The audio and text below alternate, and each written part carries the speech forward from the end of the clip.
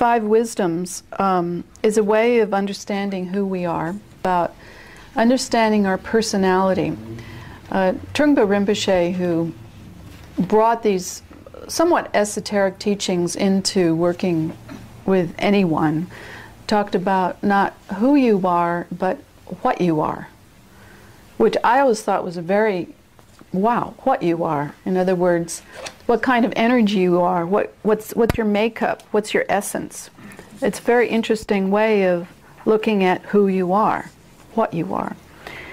And it has to do with your emotional landscape, which is unique to who you are, the kinds of things that trigger you, and the kinds of things that make you feel at ease, and how you relate to others and the world. We each have a particular and special, unique way of perceiving and relating to the world.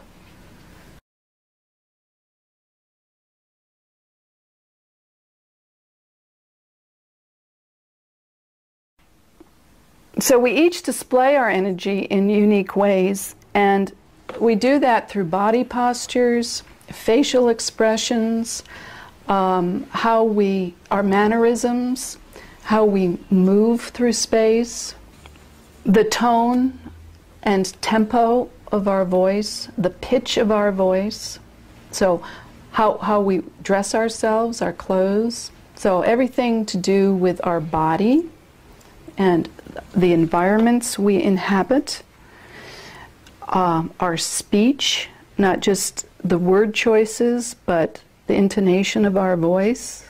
Some people have very seductive, soft voices, like Sade, or who's that other one, Enya, you know, it's like velvet coming out. Other people have very, piercing voices that are very sharp. And then mind, what we choose to think about, what preoccupies us. That is very telling because it affects how we operate in the world.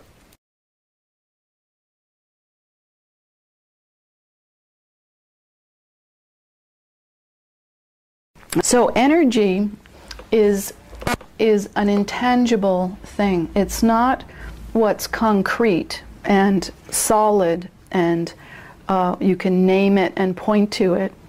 And it's not just mind, it's not a thought, but it's actually what radiates, and we pick it up through intuition. In other words, somebody can say, I really love you.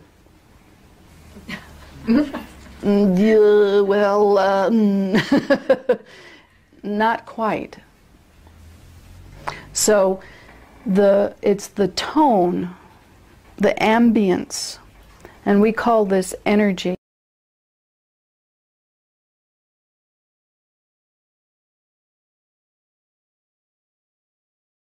The basic point is there's neurosis and there's wisdom, and they're on a continuum. They're related. Your confusion and your sanity are integrally linked and related. They're opposite sides of the same coin. Embedded in your confusion is your sanity. And that is really good news. The really good news about that is you don't have to discard as bad anything about you. There is no problem with who you are at all. Isn't that good news?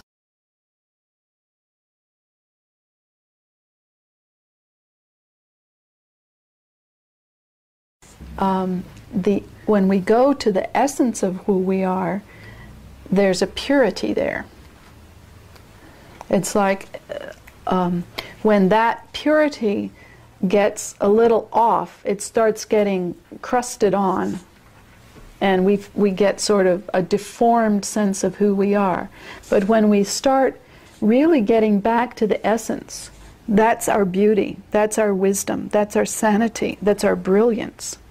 And as you've seen, with each of these energies, there's a link between the sanity and the confusion.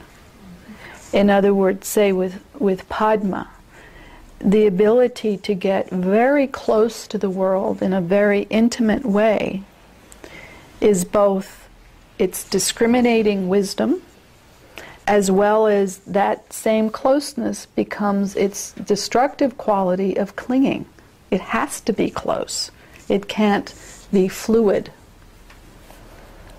Or I think the one that is almost the clearest for me sometimes, and maybe for some others, because anger is so much part of our makeup for most of us, is the Vajra one. Because Vajra is extremely clear, but that clarity becomes anger when it insists on being clear. When it insists that that clarity is my being right, then it's in trouble. Do you see how they're linked? So there's a bedrock of energy, of primal, essential energy that we dip into in this work, and in that energy we find our wisdom. And what's also true is that we need to, what we first experience is our neurosis, all that crusted stuff. That's generally our first experience. I mean, people who have done this work with me say, well, I think I have a lot of, quite a few of these energies, but they're all neurotic. Well, that might be your first experience. That just might be your first experience. That your immediate everyday relationship might be more to the neurosis than the wisdom. But as you make friends with it, which is the key word here, the catalyst, the key that unlocks the door to wisdom, is what we call Maitri. It's this quality of, I'm okay. It's softening towards yourself.